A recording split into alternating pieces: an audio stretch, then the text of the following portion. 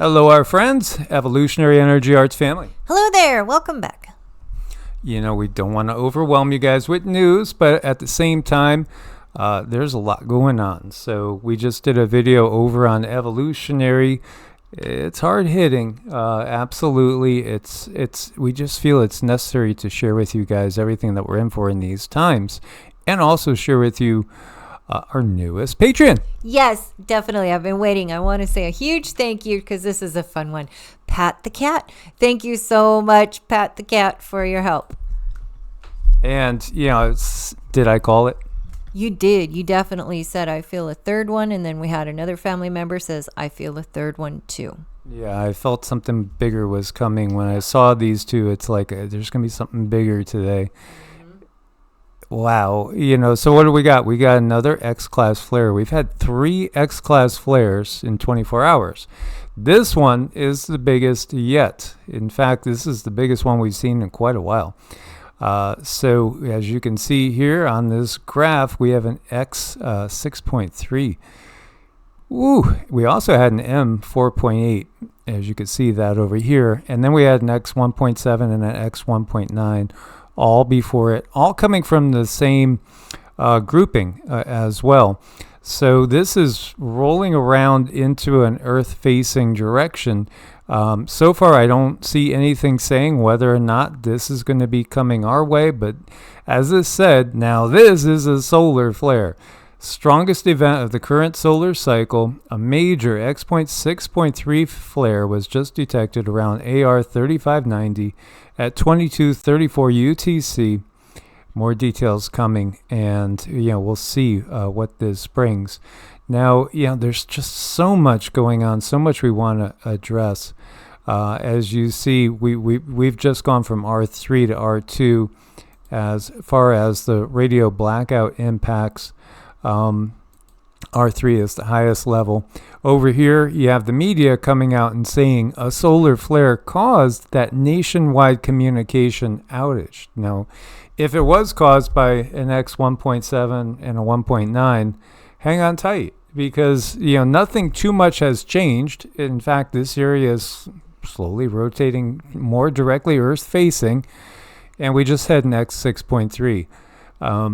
Again, sometimes I feel like Chicken Little, running around saying that the sky is falling, the sky is falling. I think a lot of us that are of the prepper orientation might feel like that at times, but this is definitely different. These are different times. This is where you really got to be situated, and here I am thinking, yet again, another day slipped by, and there's still so much we didn't get done in our prepping. We did get a lot done, but, there's always more to do. And I saw our brother Keith up in Rhode Island said, I'm prepped as much as I could be. Well, that is a blessing. And, I hope everybody else is in the same situation, because I do think we are going to be having a lot of communication outages. We're going to have all sorts of disruptions that we have not been used to. In fact, this is what the guides came through in the middle of the night a couple nights ago, and were saying the word they used was hardship. And one thing that we haven't had too much of, we might not agree, and each life is unique, but in the U.S. and in Europe and in Canada, Australia, New Zealand, which when you cover that, that's 95% of the people watching us on a regular basis. We haven't seen too much hardship. Not like somebody living in one of the small tribal areas of Africa, or living in maybe Bangladesh, where you get the horrible floods, and you're living in conditions that most of us haven't ever experienced. Well, the word that the guides used was, we are heading into times that are going to be challenging, because we're going to face some real hardships. And so we need to be prepared for that. And I won't blame everything, like if communications do go down, solely on the sun, because I think the poor sun, as hard as it tries to give us evolution and give us upgrades, I think it gets a bad rap when it comes to, this is downing your communication. I think there's a lot of other things out there as far as technology goes that can hit our communication. So, with this said, I do believe the solar flares are good for the soul. They're very good for the soul. They bring us information. They bring us evolution. And I think it's that darn control matrix. That's what we need to keep the real eye on. So maybe this is just a cover for, oh gosh, the devices are all going down. We'll have to see. So again, many of us are getting very, very cynical when it comes to anything that they want to blame on any sort of natural cycles. And that's good. We should question everything. And many are talking about black swan events that could be coming. Will we see something like a Carrington event? Somebody else was commenting saying, how about a micronova? We are very well aware of the work of people like Diehold Foundation, Douglas Vogt, and Ben, over at Suspicious Observers. And while in the past, I think I would have been more of the mindset, certainly 5-6 years ago, I would have been in bigger agreement as the times have gone on, as we've learned more from the channeling from the guides, and more things have been revealed to us from meditation and insights, the less and less I think that really it's anything to fear from a natural order. I think this is really the control system utilizing nature as a, a cover story. It's they're going to blame it on that, like they are going to blame it on us with our personal methane emissions. Right. Seriously, we're all carbon-based life forms that they want to tax into oblivion. We don't get that when we have looked to 2050 and 2100. And Cindy has channeled beings that are in 2055. What does the Earth look like? Well, we looked at the area around the Mississippi River. We looked at the area in Texas. We've looked at different areas. We looked at California. We looked at New York. And what do we see? Nothing has been washed over by 2-mile-high waves. Any waves that come, I think, can be manufactured through explosive means and various technologies like the rods from God and et cetera, et cetera. There's been a lot of that out there openly in the public. And I do think that there's a lot of technology that's being shown to us now. It's just, I was watching a video about some of the newest robots and AI from Russia, which they apparently got from China, some of the technology, and it's insane. Literally, they will be fielding armies of battle drones via Star Wars in the upcoming years. It's kind of crazy. But no, I don't think a micronova is going to fry half the planet. I don't think you have to be 2 miles high to escape the tidal waves. We don't see that. And in fact, we see the planet recovering from this very dark system that had toxified it, but will no longer be in control of the whole planet. And in fact, there will be benevolent ETs that are working with those that have stayed outside of that dark control grid. And since the control grid will be more exposed for what it is, and humanity will have made its decisions on whether to go into that dark control grid and live a life in like Gotham, so to speak, or be more in harmony with nature and living outside of the system. Those that are outside of the system will be able to utilize help from benevolent ETs, and also not just ETs, but benevolent beings that are living inside the earth right now or underneath the oceans, because again, there's so much more life than what people realize. When I look at the whole situation too, and I see entities are blaming everything on these major earth changes or this major thing that the sun is going to do. I mean, if that doesn't just take all the wind out of everyone's sail, and what do? They think, well, there's nothing I can do. I'm going up against earth changes and sun flares. But what if people were to really understand that it's not the earth, it's not the sun, it's an entity that's controlling you, and it is within your control to reach out and say something and push back.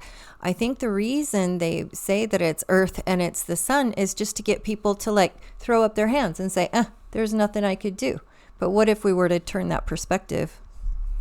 We understand these cycles, and some will quote a 12,000 year cycle, and these cycles do go along with the cycles of the yugas. And so, that last big cataclysm, the Younger Dryas event, that was caused by the controllers. Mm-hmm. That was them bringing the moon in, and that was them sending asteroids, whatever they were utilizing, whether it was utilizing some sort of tractor beam to send asteroids in, or whether it was, some sort of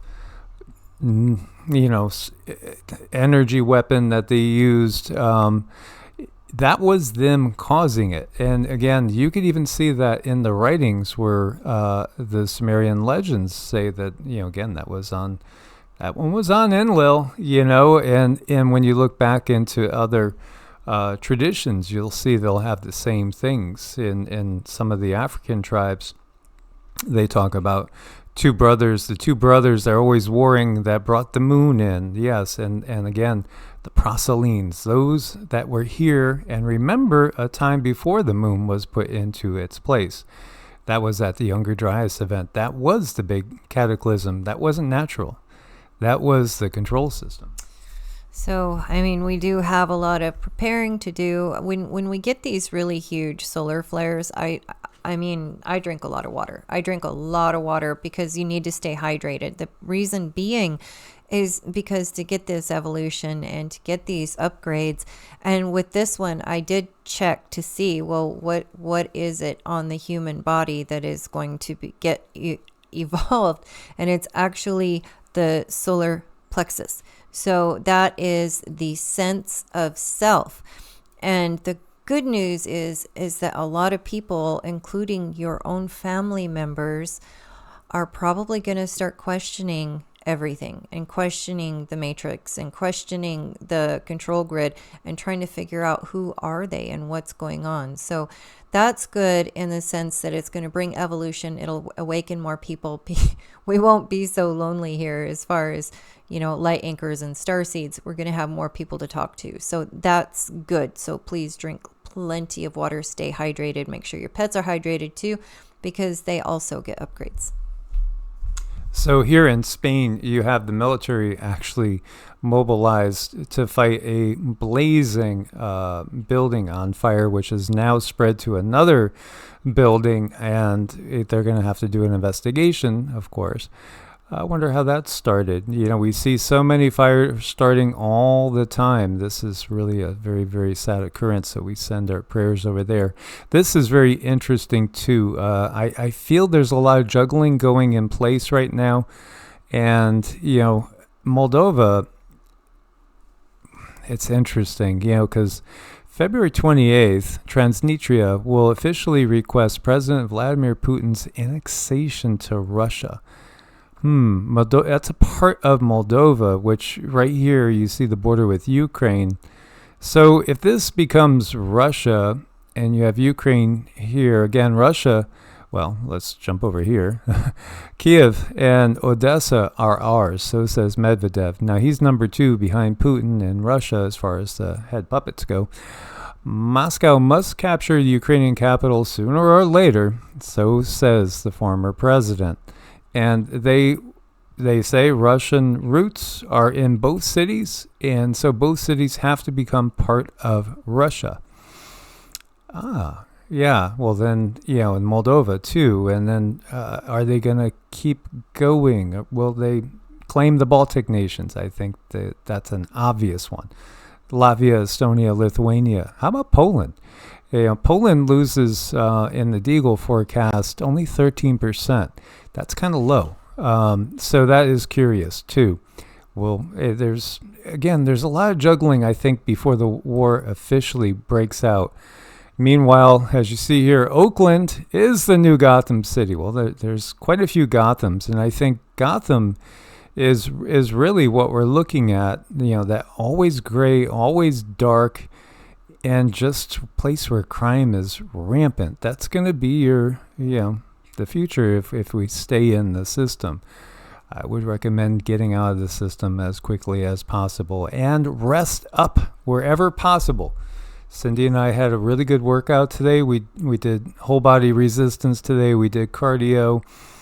We did EWAT therapy, exercise with oxygen therapy, which, again, the simplest things are the things that can help promote a healthy mind and body. And really, oxygen. Who would have thunk it? Oxygen. It's free. The equipment's not free. But that's a difference, too, in the different ages. Oxygen level. What's going to happen if the Earth gets, greener? There's going to be more oxygen because the plants, give it off to us. The trees give it off to us. And that's going to, again, increase our size. More oxygen, people will grow bigger. And we are the giants that we fear if we are still in the mindset of the controllers. Indeed. As always, source bless. Namaste. Namaste.